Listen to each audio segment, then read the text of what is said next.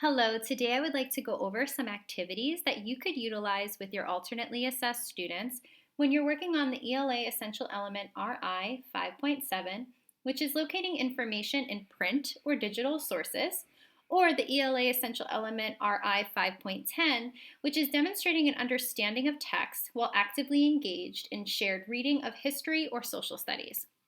So because it's March, we are working a lot on women and women in history, and I chose to work on Amelia Earhart with my students, and I'm going to go through and show you an adapted text that I created, the graphic organizer that goes with it, and then a video that I found on YouTube that was really fun and engaging for my students. It is a video that is also part of a channel, and in this channel there's a ton of different women that you can research. There's a ton of historical figures. There's also some really current people there too that have a lot of interesting facts about them. As you can see right over here, they have Kamala Harris. So it's called Fresburg Cartoons, and it's a great resource. It's on YouTube, and you can just kind of take a look over here at all the different people they have. They have people in history. They have Alicia Keys, like just really fun people that can definitely motivate your students to pay attention to the videos and can even engage them a lot more because they're people that they might want to see on TV and learn more about.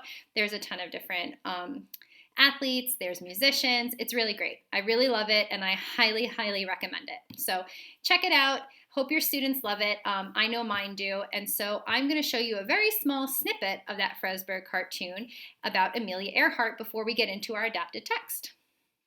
One of our history lessons, it's time to have fun learning about an amazing woman in history named Amelia Earhart. Amelia Earhart made her mark on history as the first female pilot to fly across the Atlantic Ocean. Amelia Earhart was born in Atchison, Kansas on July 24th, 1897. So you can see it's really fun. It highlights very important details. This one in particular is a biography about her. So really great features. I love Fresburg. Give it a go. Check it out with your students. See if they like it too. So now let's go through my adapted text. And what I did here was I went into BoardMaker and I created an adapted text for my students to be able to go through and read. So it's something that I can take turns with them reading because there's the icons and the support, or I can have my students break up into reading groups and read as partners, right? So they can do breakout rooms with a para supporting them. I can also know that I can send this stuff home because there's those supports there to help them get through the text itself, right? And I created it to make sure that they could decode the words, the vocabulary that was in there is all accessible for my students. So right here I have some color coding, and it says Amelia Earhart made her mark on history by being the first female pilot to fly across the Atlantic Ocean. So you can see I have some color coding here. I have my color coded block here, which is purple, and then I have a red one here. And what I did also was I highlighted my font to be green so that we knew who we were talking about, right? Because that was another piece of my graphic organizer that I'm going to show you, where we're going to utilize that to go back into the text to have conversations with our students and to have them go in and actually pull out the information from a text as they're reading it, but with some supports, right? We want to make sure that we differentiate for our students. A lot of our students who have AAC devices, they're familiar with icons and they need this from BoardMaker. So you can go in and support their reading. You can support your AAC students, a whole bunch of different options, right?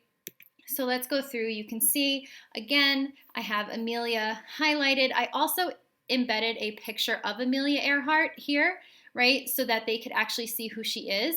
I didn't just use a basic she picture, right? So I embedded an actual picture of her, which I also really like doing.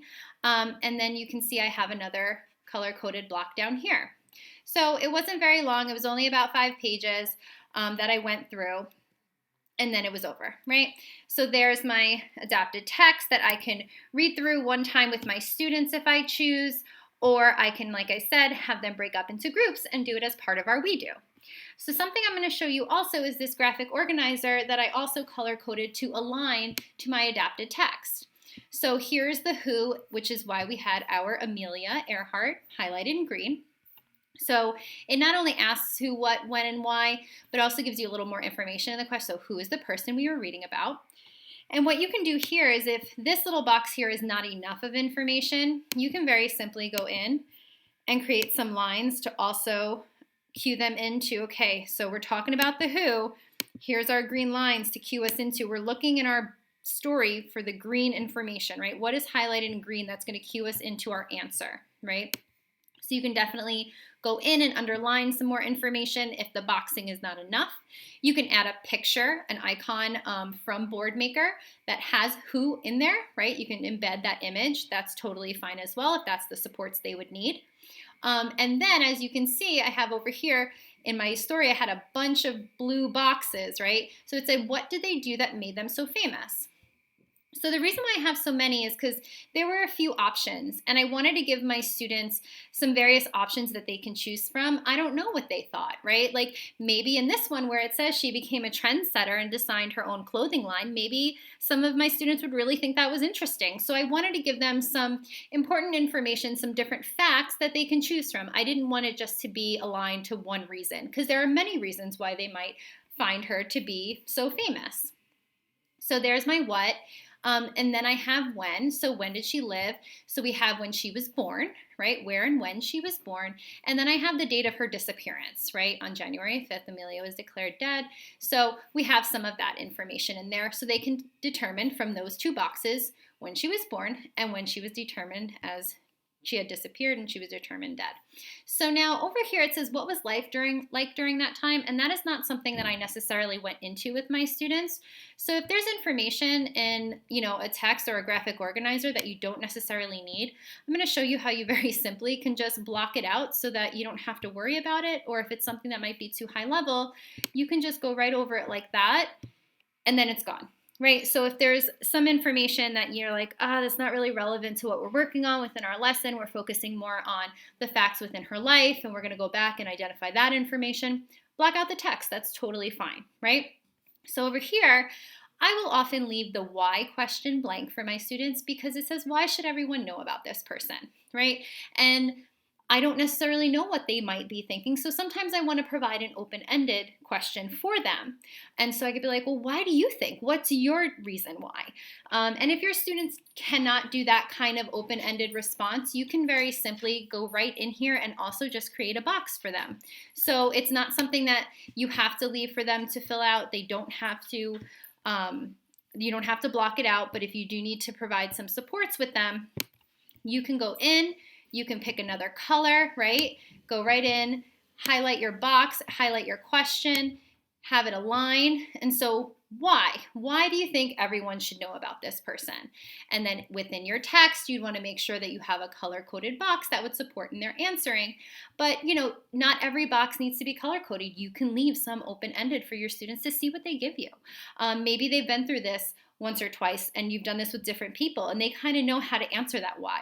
Or they're really creative and they have some ideas, right? So you can definitely fade away some of those visual supports if they don't need them and leave them open and see what happens, right? Or if you send it home for homework, maybe, their parents would talk about something else with them and they'd have a brand new idea that you didn't discuss in class. So you have a lot of options. Definitely go through. You can differentiate for all the different needs within your classroom. Like I said, you can add more of the visual supports by underlining. You can embed some icons from Boardmaker if you need your questions to have a who and maybe put the person in here, right? You can have that. And also within your adapted text, you don't need to have the whole block colored in one color. You can put a border around it when you're doing adapted texts, if that's where your students are at. So that's another way that you can differentiate and you could start to fade back some of the supports and increase the independence. So I hope this was a really fun way for you to use a graphic organizer with an adapted text along with a video that you can find online that would be really engaging and fun for your students, especially as we're learning about different women during March. And I hope you have fun with this, and I hope this is something you and your students can use and enjoy.